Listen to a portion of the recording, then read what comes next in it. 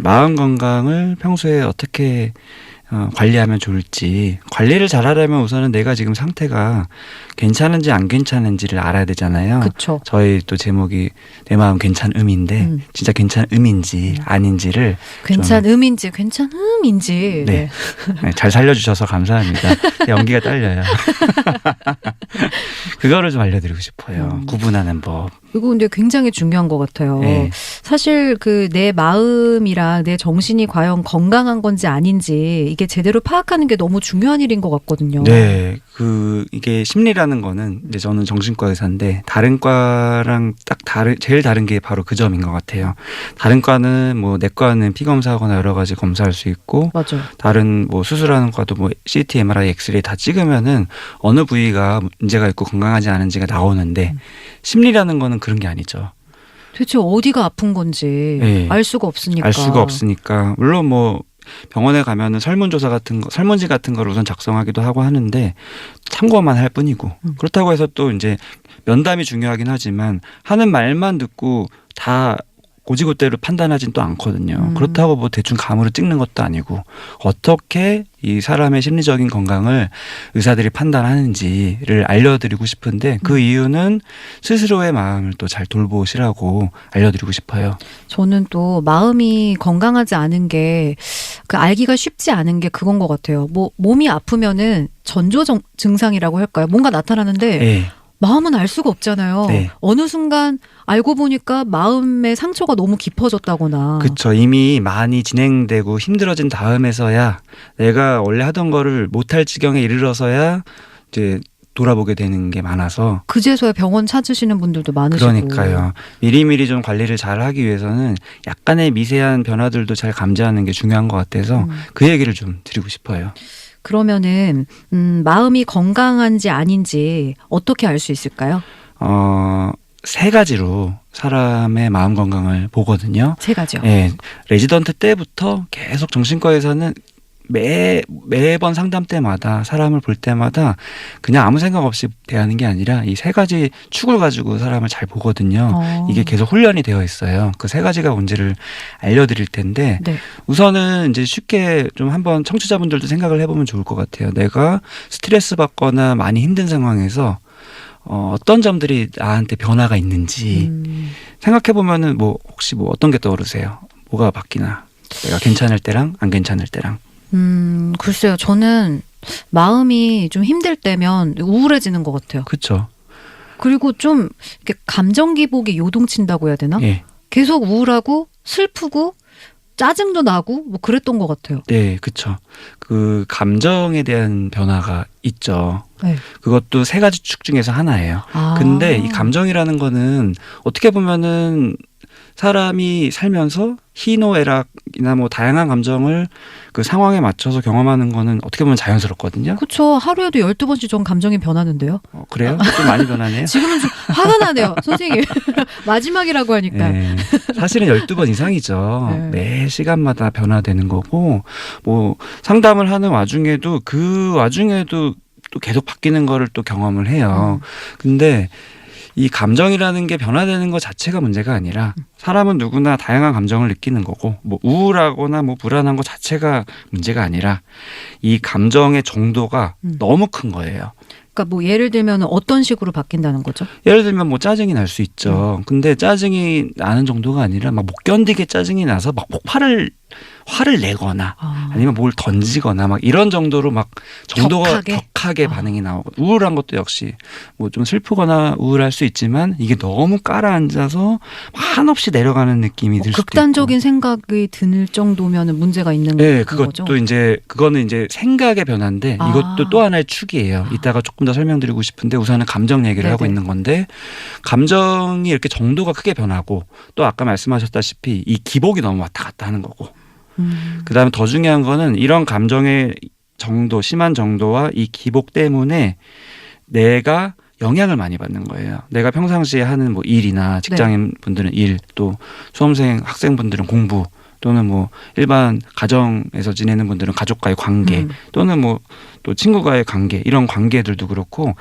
다 영향을 미쳐요. 그래서 보통 뭐 우울하더라도 좀 어느 정도 내가 추스리면서 내가 원래 할 일 할 수 있고 맞아요. 좀 그러면 되죠. 우울하더라도 맛있는 걸 먹는다거나 그쵸. 아니면은 뭐 영화를 본다거나 그쵸. 그러면 좀 괜찮아질 때가 있거든요. 그것도 굉장히 사람마다 다 다르고 중요한 그런 감정을 나름대로 이렇게 해소하는 방법인 건데 내가 원래 하던 방법으로 안 되는 순간들이 찾아오는 거예요. 해소가 안 되면 심각한 거군요. 예, 뭔가 좀 이거 좀 내가 좀 힘들구나를 그때 이제 인지해야 되는 거예요.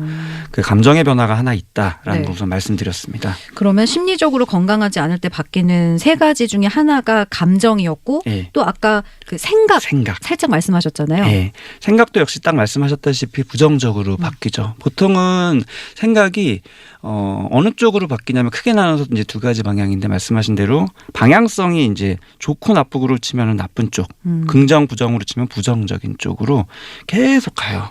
그래서 보통 이제 뭔가 스트레스 받거나 심리적으로 안 좋을 때는 그냥 내가 평상시에 하던 생각이 많이 좀 틀어지는 경우들이 있어요. 그게 예를 들면은 이제 직장을 바라보는 나의 생각도 이 직장은 뭐 나한테 딱 맞고 뭐 나름대로 좋은 점도 있고 뭐 힘든 점도 있고 이렇게 포괄적으로 보지 못하고 안 좋은 쪽으로만 보이고 내가 여기서 이렇게 야근을 하고 앞에서 안녕하세요 이러고 내가 성대모사 하고 해봤자 얼마 못 버는데 뭐 이렇게 생각하면 네, 지금 상태 안 좋으시네요. 네. 그렇군요.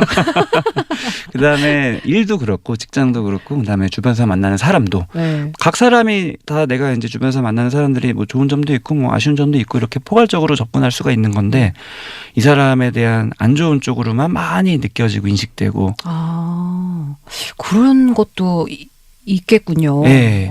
그래서 흔히 이제 흔한 예로 이제 주부분들이 또 많이 아이 보느라 또 가사하느라 힘든데 그러면은 제일 많이 바뀌는 이 생각의 흐름이 누구를 향하냐면 남편에 대한 생각이 그렇겠네요. 부정적으로 많이 바뀌죠.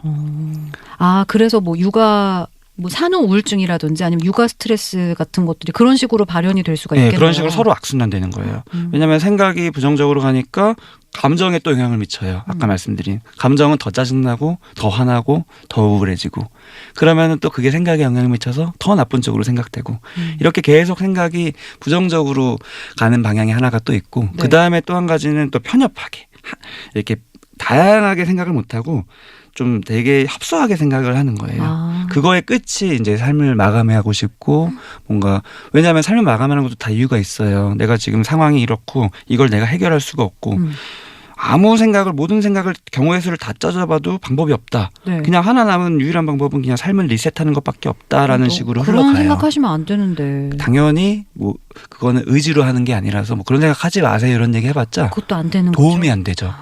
그런 식으로 생각이 부정적으로 극단적으로 치우칠 수가 있다. 네. 그런 생각이 들 때는 내가 왜 이렇게 안 좋은 생각만 하지 이게 아니라 내가 지금 뭔가가 심리적으로 건강하지가 않구나라고 인식을 해야 되는 거예요. 아까 뭐 편협하게 생각이 바뀔 수 있다고 하셨는데 네. 왜 사람이 그럴 때 있잖아요. 내가 자존감이 좀 떨어지면은 네. 이 사람도 그냥 지나가면서 하는 얘기였는데 이 사람이 나를 무시하나? 그것도 굉장히 중요한 예를 말씀해 주셨어요. 그래요? 왜곡이라고 하죠. 뭔가 꼬아서 들리는 거예요. 인지 자체가 꼬여서 들려서 말씀하신 대로 날 뭘 무시하나 이런 식으로 잘못 부정적으로 판단될 수도 있고 그 이면에는 또 역시 심리적으로 뭔가 상태가 안 좋을 때는 자존감이 또 낮아져요. 네. 그게 역시 나를 향한 나의 생각이 부정적으로 치우치는 거거든요. 네. 그렇게 생각의 변화가 다양하게 올 수 있는 게 그럴 때마다 스스로 탓하고 왜 이렇게 사람이 긍정적이지가 못하고 이렇게 부정적일까라고 생각할 게 아니라 네. 지금 뭔가가 내가 상태가 안 좋구나. 심리적으로 나도 모르게 뭔가 스트레스를 받고 있는 걸지도 모르겠구나. 이런 신호로 받아들이셔야 돼요. 그렇다고 주변에서 계속 뭐 긍정적으로 생각해라.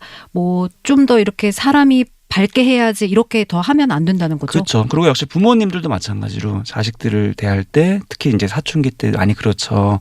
뭔가가 자꾸 너 이렇게 삐딱하게 생각하니 이게 아니라 지금 뭔가가 이면에 심리적으로 뭔가 힘든 게 있는 건 아닌가를 살펴보는 수 있는 게 정말 훌륭한 부모인 거죠. 그러면은 아까 이제 심리적으로 건강하지 않을 때 바뀌는 세 가지가 생각, 감정, 또 하나가 뭐예요? 마지막으로 하나가 행동이에요. 행동. 행동이라는 거는 이제 겉으로 드러나는 액션이죠. 이거는 사실은 내가 생각하고 내가 느끼는 감정은 내가 나름대로 이렇게 포장을 할 수 있고 주변에서 잘 모를 수도 있거든요. 네. 나만 알 수 있고. 하지만 행동이라는 부분은 겉에서 티가 나는 부분이에요. 예를 들어서 다양해요. 보통 이제 스트레스 받을 땐 사람이 표정도 바뀌고요. 네. 뭔가 말소리도 좀 바뀌고요. 제가 한 가지 에피소드를 말씀드리면 네. 처음에 정신과에서 처음 됐었을 때 레지던트 1년차 때 하는 일이 뭐냐면 교수님이 외래 진료를 보고 이제 입원을 시켜요. 너무 힘든 분이면 우울증이 너무 심하니까 이분은 우울증 환자 심한 환자니까 이제 저는 그 교수님이 이제 토스를 하면은 이제 입원실에서 그 환자분을 면담해요. 네. 그래서 우울증이라는 얘기를 듣고 면담을 했어요. 근데 그래서 이제 물어봤죠. 우울하세요? 그랬더니 아니요. 거기서 저는 이제 처음이니까 경험이 없으니까 막히는 거죠. 그러시구나. 네. 뭐 그러면은 뭐 왜 오셨어요? 그러면서 뭐 남편이 그랬어요. 이런 식으로 얘기를 해요. 그래서 저는 이제 이 사람은 우울증이 아니다라는 확신을 가지고 이제 교수님한테 얘기를 했죠. 아니시래요. 이분은 네. 우울하시지 않으시래요. 그게 바로 이제 하는 말만 곧대로 들은 거예요. 근데 나중에 이제 우울증 치료를 하면서 회복되고 나니까 이분이 완전 바뀌어 있었어요. 어떻게 바뀌어 어떡해요? 있냐면은 말투가 그때는 그냥 되게 차분하고 저를 쳐다보지도 않고 그냥 깔아진 목소리로 말씀을 하셨는데 느릿느릿 말씀을 하셨는데 저는 그게 원래 성향인 줄 알았죠. 스타일. 조용하신 분이구나. 그렇죠. 근데 아닌 거였어요. 원래 굉장히 쾌활하고 활발하고 목소리도 크고 눈 마주침도 똑바로 잘하고 이런 분이었던 거예요. 말도 빠르고. 근데 우울증일 때는 그런 것들이 다 변화되어 있는 상태였던 거죠. 그래서 그때 되게 깨달은 게 있어요. 이게 사람이 이렇게 토탈 변화되는 게 있는 거구나. 결국에는 심리적인 힘듦이라는 게 이렇게 사람한테 영향을 미치는 거구나. 그런 걸 깨달았는데 이 행동 변화라는 것도 역시 이런 식으로 일어나요.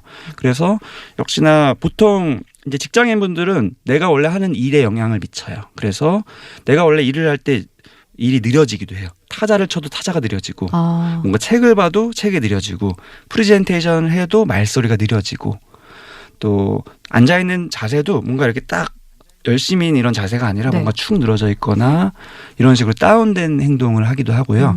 반대로 행동이 부산해지기도 해요. 그래서 뭔가 초조한 것처럼 뭔가 자꾸 안절부절 못하고 가만히 못 있고 화장실도 왔다 갔다 하고 진짜 사람이 많이 스트레스 받고 힘들어지면은 집중을 못 하시는 건 거죠? 가만히 못 있어요. 가만히 있는 게 사람이 어느 정도 편안해야지 가만히 있지 스트레스 많이 받으시는 분들은 진료실에 앉아 있지도 못해요. 자꾸 서 있고. 그래요? 예. 그다음에 진짜 많이 힘든 분들은 집에도 못 있어요. 답답해가지고 자꾸 밖으로 뭔가 걸어 다녀야지 조금이라도 마음이 편해지고 막 이런 게 있어요. 그래서 행동 변화가 이런 식으로 나타나는 거 역시 하나의 신호다라고 네. 인식하시면 돼요. 이거는 주변 사람들이 잘 관찰할 수 있어요. 나 그럴 것 자신보다. 같네요. 이거는 가까운 뭐 가족이라든지 그쵸. 친구가 그렇죠. 주변에서 늘 보던 사람이 맞아요. 이 사람의 뭔가 변화가 감지되면은 알 수 있는 것 같거든요. 네, 그래서 주변 사람들은 그런 변화를 감지하고 이 사람이 혹시 뭐 어려움이 있는 건 아닌지 이렇게 보면 좋고 또 본인은 주변 사람들의 그런 말을 주변 사람들이 나의 감정과 생각은 몰라도 미묘한 행동 변화는 나보다 더 잘 알 수 있거든요. 또 요즘 왜 이렇게 표정이 그래? 그럼 난 몰랐는데 내가 표정이 어두운가 보다. 근데 그것도 내 마음이 좀 편안해야지 받아들이는 거지. 쉽지 않죠. 그럴 그 것 역시 같은데. 삐딱하게 들릴 수도 있고. 내 표정이 뭐 어때서? 그러니까요. 나 맨날 웃고 있는데. 그러니까 너 뭐 표정 좋은 줄 알아? 막 이럴 수도 있고. 그러니까요. 오늘 지금 얘기한 게 심리적으로 건강하지 않을 때 바뀌는 세 가지가 생각, 감정, 행동 이렇게 얘기해봤는데 네. 지금 방송 들으시는 분들이 좀 이런 거를 유념해 두시고 혹시 나나 내 주변에 이런 거에 변화가 있는 사람은 없는지 한번 챙겨보셨으면 좋겠다라는 생각이 드네요. 네.